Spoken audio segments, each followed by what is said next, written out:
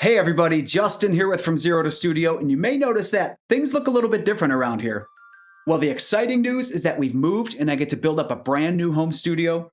The downside is that we encountered some immediate home repairs once we moved into the new place, so it took a bit longer than expected to get to this point, but my new mix room is almost complete, and I'm excited to take you along on the journey from this to this. Let's check it out.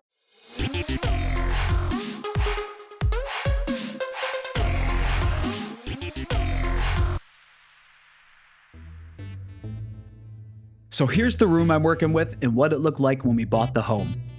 This home had a complete new house built onto the old house as an addition, and this is the original living room on the old side. It's about 17 feet by 15 feet with an 8-foot ceiling, which means that it's more than twice the size of my previous mix room, which was 13 by 9 with a 7-foot ceiling. It still looks very much like an old dusty room, so we've got a bit of work to do before bringing in any gear. First up was tearing out the old carpet. I knew that there was hardwood underneath and I was hoping that it would be in usable shape.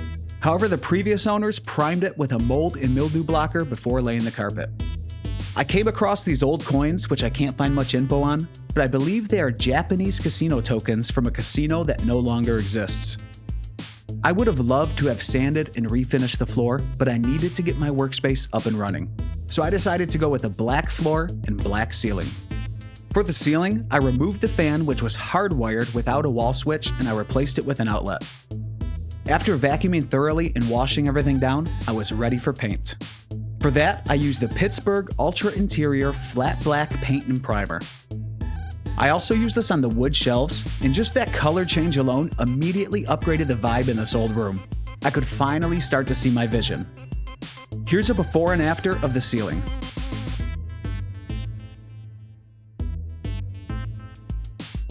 Now that the ceiling was done, it was time to start working on the floor. The first coat was a gray primer by Kills. After removing the baseboards, the bottoms of the walls were already covered in the old floor paint, so there was no need to tape them off. The baseboards are going to be going back up anyways. Once I finished the gray primer coat, I let it dry, and then it was time to start rolling some black paint. And for that, I used the Behr Premium Porch and Patio floor paint. After applying 2 coats, there would be no walking on it for a week, and it would take about a month to fully cure. You already saw my 3-minute studio teardown video, and if you didn't, you can check that out here. I spent a full day loading my gear and transporting it with a 20-foot U-Haul, and everything just fit. The next day, I got it all unloaded and was able to start putting things in place. With my desk being the largest item in the room, I wanted to get it permanently set based off of my listening position. The ideal listening position is 38% into the length of the room and centered between the left and right walls. So I measured this out, and with 2 mic stands and some string, I marked exactly where my ears would be when sitting in my chair. Once my desk was set, I could finally fill it with gear and run some cables. Hi, I'm Justin, and I have an over-obsession with cable management. After everything was wired up, I started putting up my acoustic treatment, and this really started to make this room feel homely. Although I could use the same panels from my previous space, this room is different and larger, and I'll have to build more. I'll be sure to document my process for building acoustic treatment and could upload a video for that in the future. Since my corner bass traps came from a room with a 7-foot ceiling, they were a foot too short, so I extended them to the ceiling using materials I had available.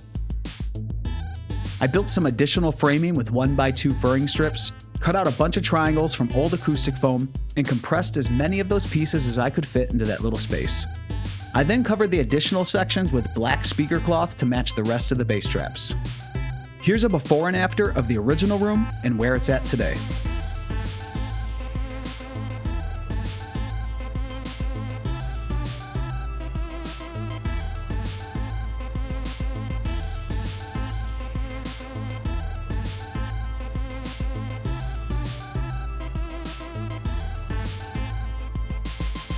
So that's where I'm currently at. I've still got a little bit more work to do, like sealing off the open window to the other room and building some more acoustic treatment. But so far, I'm very pleased with how things are turning out in the new space. And I want to thank you all for being patient and following along during the studio transition. And of course, if you have any comments or suggestions, just drop them down below in the comments section. I'd love to read them and hear your thoughts on the new space. But that's all I've got for you today. Thank you so much for watching and subscribing. I'll see you on another video soon.